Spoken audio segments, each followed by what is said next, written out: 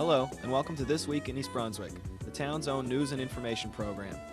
First off, we'll go down to the East Brunswick Museum, where last Sunday, the Museum Corporation honored two of their longtime members, and we'll have a look at their current exhibit now on display. Also honoring members last week were the East Brunswick Senior Citizens. We'll have a look at their annual Volunteers Luncheon and speak with Cynthia Schechter, the Director of the Office on Aging. Channel 8 reporter Stuart Davis will have this week's studio interview with a member from Alcoholics Anonymous, bringing you information on signs to look for and where in town you can get help. Our regular features will include constitutional comments from Bill Nadonnelly, Middlesex County Agricultural Agent Peggy Ballister-Howells with her garden tip on growing violets, essays on why I love my library card from Mark Yanako and Allison Sundeck, information from consumer advocate Adrian Eisner on National Consumer Week, and we'll have our Township Council review. But first, here's a quick look at what's on Channel 8 next week. Monday at 10 a.m., it's Look Great, Feel Great. This week, Lenore brings you a look at the latest fashions in eyeglasses with her guest, Cindy Piccoli. Followed at 10:30 by stories read by children's librarian Susan Pober for the youngsters. Tuesday at 7 p.m. brings you In Print from the city of Beverly Hills. At 7:30, Ken Shalhoub hosts Let's Talk Health, this month with information on nutritional support and chronic lung disease. At 8 p.m., Paul Hansen hosts You and Your Money, followed at 8:30 by Business Bylines.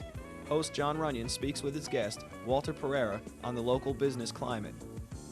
Wednesday evening at 7:30, it's Spotlight on Education. Superintendent of Schools Dr. Joseph Sweeney speaks with Social Studies Supervisor Bob Flood about the use of field trips in our schools. At 8 p.m., Stuart Davis hosts 18 Growing Up in East Brunswick. This month's topic is just how well are our teens educated on the deadly disease AIDS. We'll return Thursday at 7 and 8 p.m. with an all-new This Week in East Brunswick. At 7:30, Thursday, it's Psychology in Action and a look at alcoholism. Be sure to check the Channel 8 program guide for repeats of all of our shows. Now let's head over to the East Brunswick Museum. Hello, ladies and gentlemen. I'm John Runyon, president of the East Brunswick Museum. Welcome to the museum. Today we're having a reception to officially open and our exhibit with regard to coffee mugs, coffee and tea services. The museum is lovely and its services that are available here, and I hope many of you will come by to see what we've got. We also have some shaving mugs that you might be interested in seeing. As well, today we're taking an opportunity to honor John Uhas and Whittle Elsner for their personal devotion to the life of the museum. We're presenting them the Trustees Award. The Trustees Award is decided upon by the trustees of the Museum Corporation. Occasionally, they identify individuals who've given such outstanding devotion to the museum that they should be honored in that way, and we're going to be doing that later this afternoon as well. So even though you may not be with us today, I hope that you'll take opportunity to come down to the museum. We're on Maple Street in the historic village of Old Bridge in East Brunswick, and we're open Saturdays and Sundays from 1:30 to 4. Again, welcome to the East Brunswick Museum. Thank you.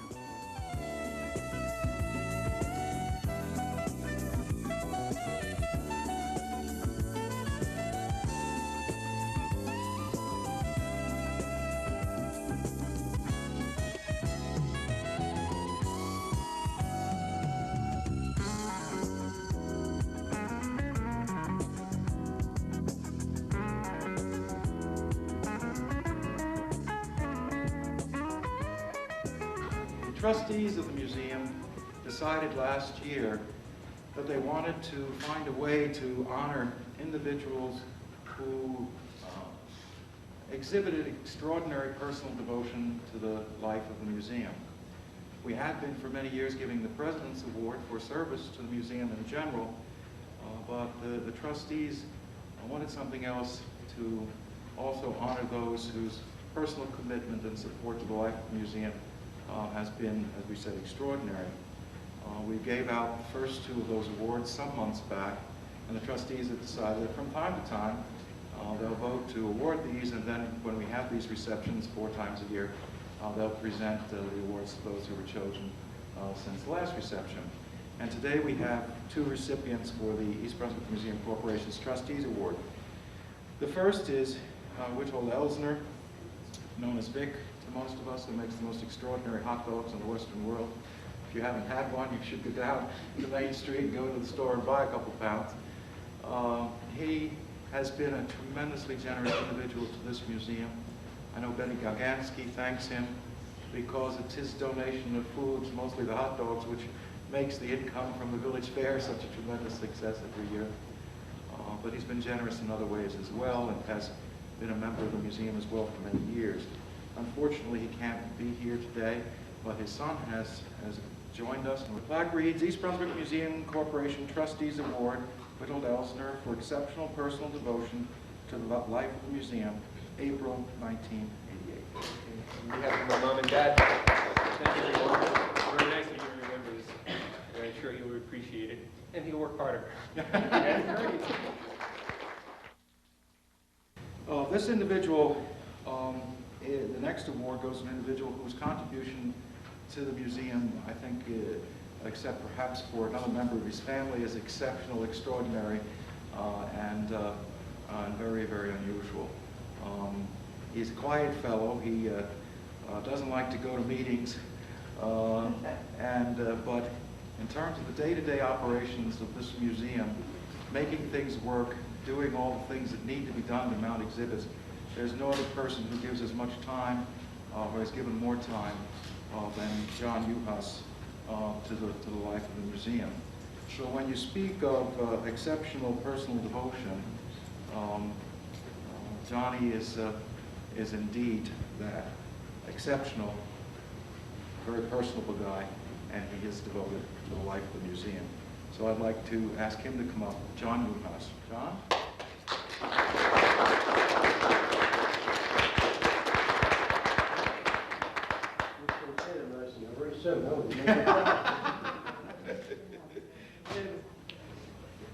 I've noticed that the driving force in your life tends to be Alberta, too. So, if she's got a job, Johnny gets it done. I tell you, Johnny does the most extraordinary things. If you look at the Victorian living room set in the living room over there, when that came here, it was a wooden frame, and it was black, filthy. You couldn't even see most of the woodwork and design on it. Well, this fellow, under the guidance, I guess, of his wife, perhaps, I don't know, refinished it, reupholstered it. I never knew how much was involved in reupholstering. And it was a work, that's just one small exhibit, but that's hundreds of hours, that's just one thing. I'd like to present this on behalf of the trustees, East Brunswick Museum Corporation Trustees Award to John Uhas for exceptional personal devotion to the life of the museum, April 1988. Congratulations.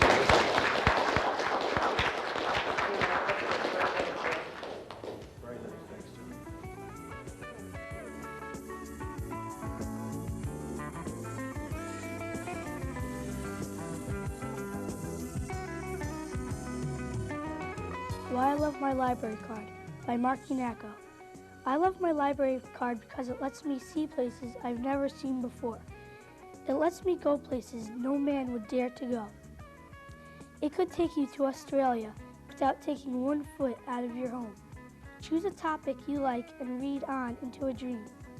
Once you sign up for one, your whole life can change. Why sit and watch TV all day? Your library card is sitting on the table.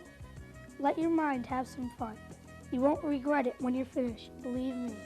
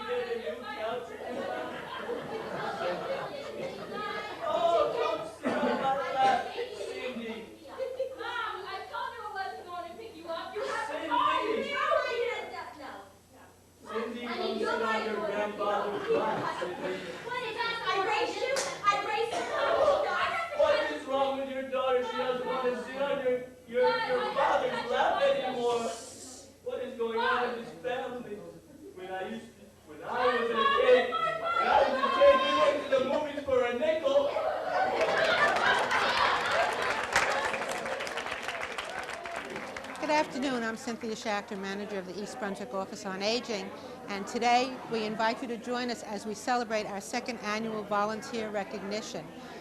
The center operates with a paid staff, but with the assistance of many, many senior citizens who volunteer in a variety of capacities. Some help out at the front desk, some act as guides to new people as they tour the building, some teach classes, some work in the kitchen helping with the lunch program, some drive our vans, some of the men and women entertain in other senior centers and in nursing homes. And the total, we have approximately 50 volunteers, and the total of their efforts comes to over 6,000 hours of volunteer effort provided to help this program run. It's very exciting for us to do this particular form of recognition because we do realize that the program could not be successful without volunteers. Today, the entertainment was provided by the drama class of the East Brunswick High School, led by Elliot Taubenslag, and we served lunch, we gave out certificates, we also gave out little flashlights that say, "You light up our lives," because indeed, they do light up our lives. And we're very happy to have the opportunity to tell everyone in East Brunswick about our seniors and how wonderful we think they are.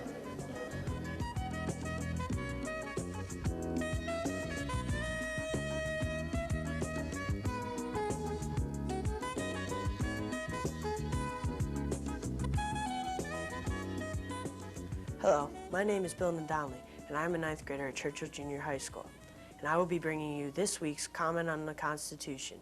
My topic is the rights of the accused. According to the Constitution's Bill of Rights, you have certain rights when you get arrested. Some of these rights are incredible considering they were written without the knowledge of the future as far as technology.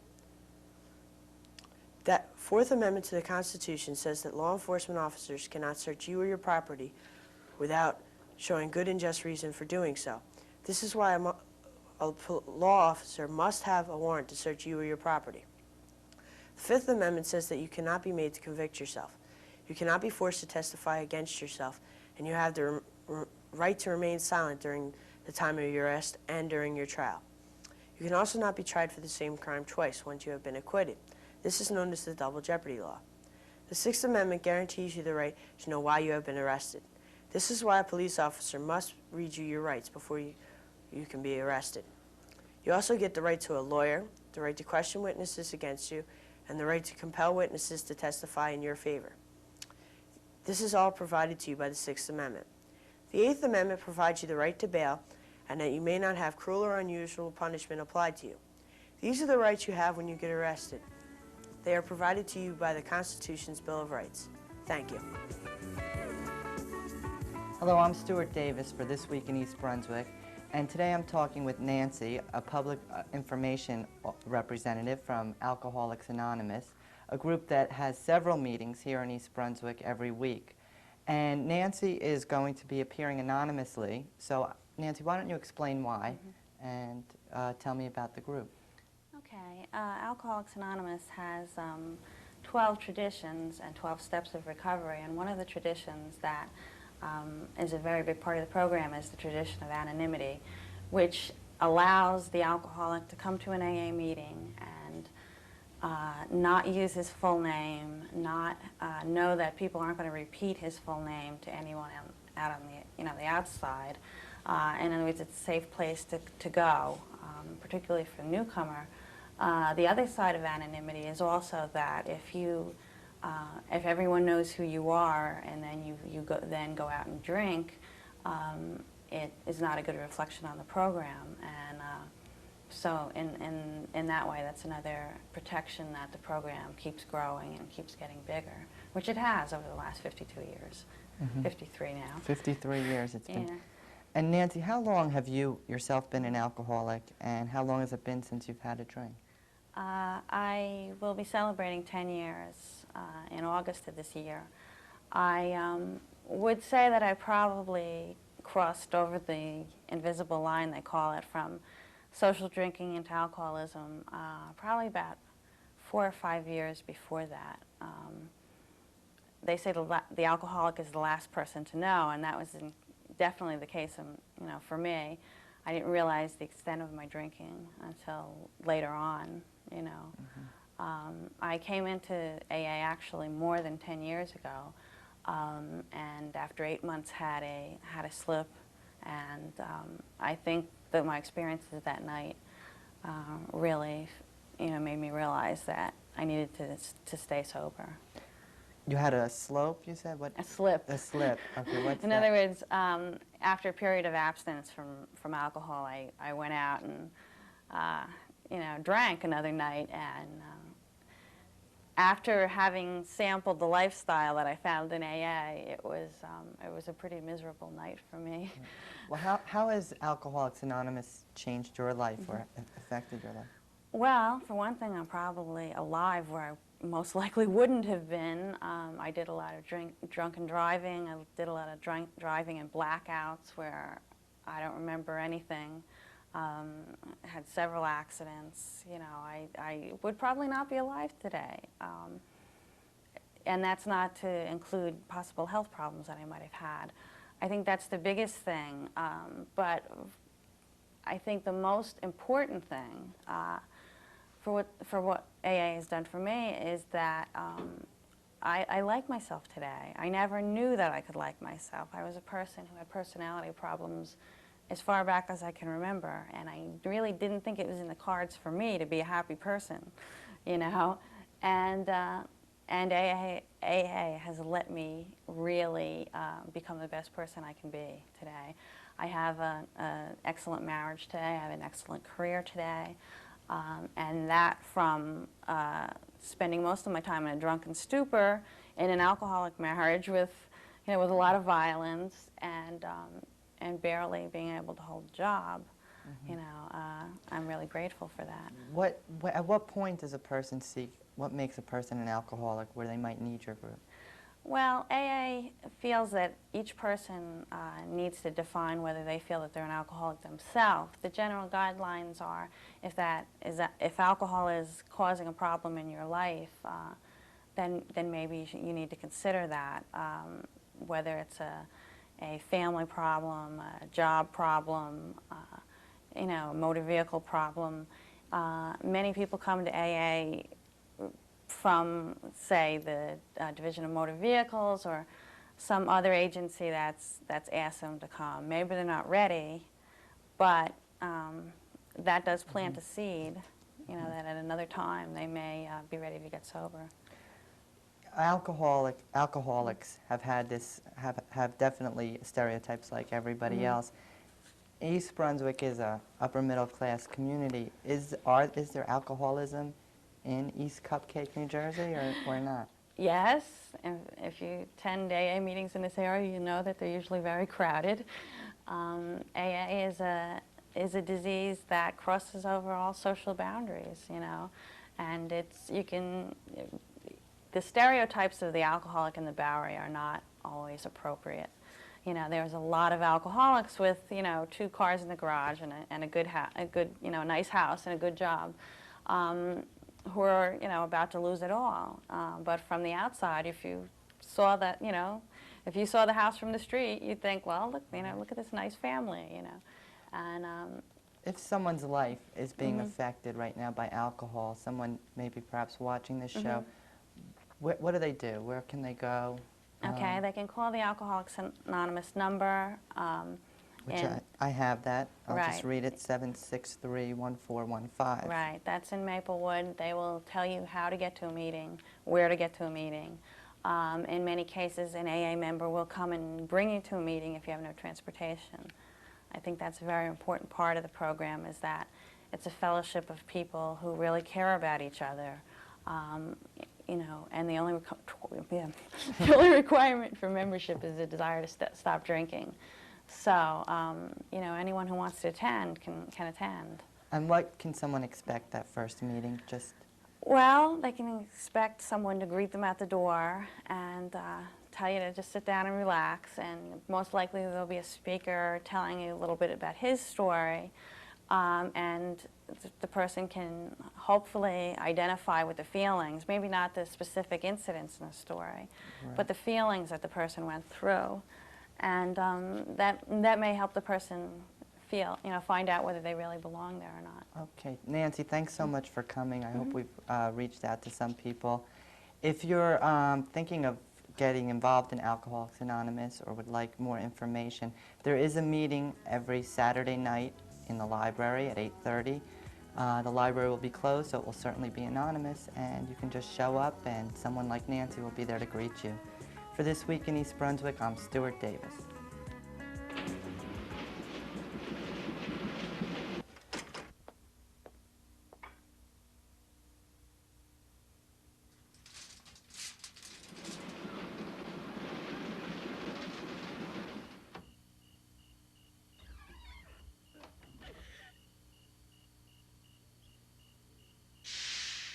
Before your next drink, think. AA, it works. Look us up in the phone book. I'm 10 years old. I go to the High Road School. Most of my friends live in out of towns. When I get home from school, I don't have anyone to play with. My mom takes me to the library. I take her books and puppets. They are my companions. I enjoy reading Glory Metz. I read to my dolls. I read to myself. I learn many things when I read. When things get boring, I read books of physics. They crack me up. Sometimes I take a book to listen to. I love the library. It's my special place. Hi, this is Peggy Ballester-Howells, your Middlesex County Agricultural Agent. And right now we're in the shady garden under the giant ailanthus tree. Now, only shade-tolerant plants can grow here, so we're going to put in a few perennials to blend in with what's already here. These are dwarf iris that bloom very early and have already finished up. But just behind them are Siberian iris that have a lovely purple flower that will be blooming in another month or so. Now, you can see in these little peat pots I have some what looks like pansies, but they're not. They're perennials and they're true violets. Behind the violets we have also another kind of violet. That's our native wild violet that transplants very easily and in some cases can even become a weed problem. But I love how they look under the ailanthus tree and they can really take some shade. And you can see there are just a few blooms coming. They'll be blooming for another few weeks, and it just so happens that this is our state flower. Now, I want to add this one. This is one more. This is a little Trollius. We're going to put this right in front. This is related to the buttercup and can take some shade. So we're going to plant this right here. Now, most of these shade-tolerant plants like a nice organic type of soil, high in organic matter, and they also like it to stay very moist. Now, I have some problems planting here because of all the roots from the ailanthus tree, so we have to try and plant around that. And of course, you want to add some organic matter. This is horse manure made by my friend Drummer, the horse. He donates to me on a regular basis. And we'll mix that in.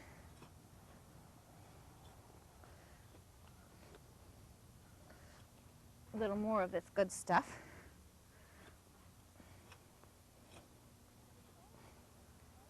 Now the Trollius gets a bright yellow flower. It has a couple of buds on that little plant right there, so it won't be long before it's in full bloom. You can see that there's a bud coming. Right here's a little bud. And it'll probably be a week or so before that's in bloom.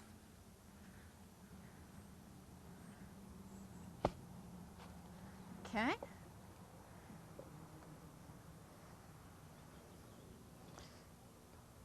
Now that should do very nicely in this spot. And the last thing that I want to point out is one of my favorite flowers that blooms in this spot, and that's the little tiny bloodroot flower. You can see it has a white blossom, and underneath the white blossom is an almost round, but it has little lobes in it, leaf, and there's just one leaf per plant. It blooms at this time of year, and then before summer it's completely gone. And the flower is almost as big as the leaf. Now that's pretty amazing for a little tiny plant like that, and it comes back every year, and that's the bloodroot. And we'll see you in my garden next week in my backyard.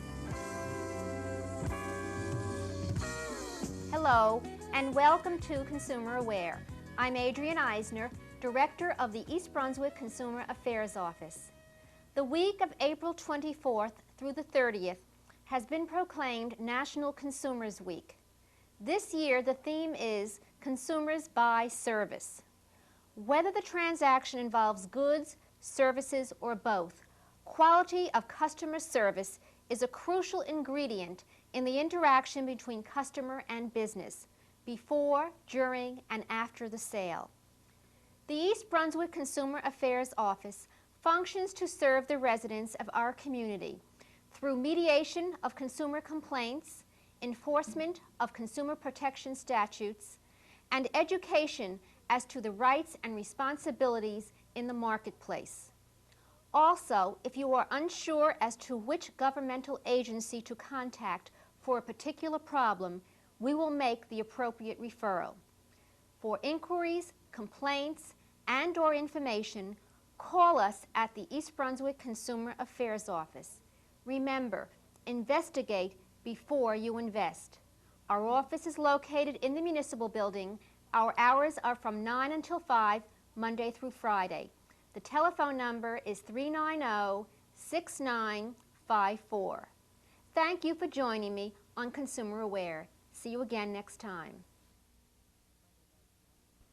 At Monday night's action meeting, the council approved an ordinance that changes zoning on part of Riders Lane.